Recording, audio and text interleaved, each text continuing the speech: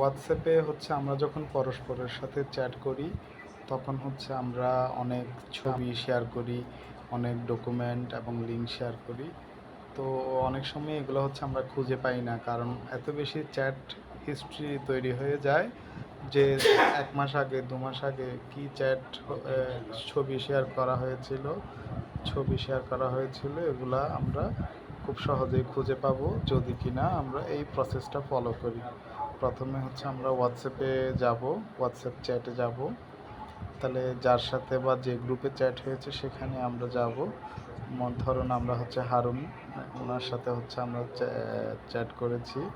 তো বিভিন্ন সময় ওনার সাথে আমাদের কী আদান প্রদান হয়েছিল সেটা আমরা পাবো। উপরের ডান পাশের এই 3 ডটে টাচ করলাম, করে মিডিয়া, লিঙ্ক অ্যান্ড ডকে টাচ করলাম। এই যে প্রথমে আসছে মিডিয়াতে হচ্ছে আমরা এই মিডিয়াগুলো ওনার সাথে শেয়ার হয়েছে। আর ডকের ক্ষেত্রে হচ্ছে ওনার সাথে কোনো ডকুমেন্ট শেয়ার হয়নি, নো ডকুমেন্টস ফাউন্ড। ডকুমেন্টস মানে হচ্ছে কোনো ওয়ার্ড ফাইল বা পিডিএফ ফাইল ইত্যাদি বোঝায়। আর লিঙ্কের ক্ষেত্রে হচ্ছে আমরা ওনার সাথে একটা লিঙ্ক শেয়ার করেছি, তাহলে আর কোনো লিঙ্ক শেয়ার হয় না। এখন এখানে টাচ করলে আমরা ওই লিঙ্কে এন্টার করতে পারবো।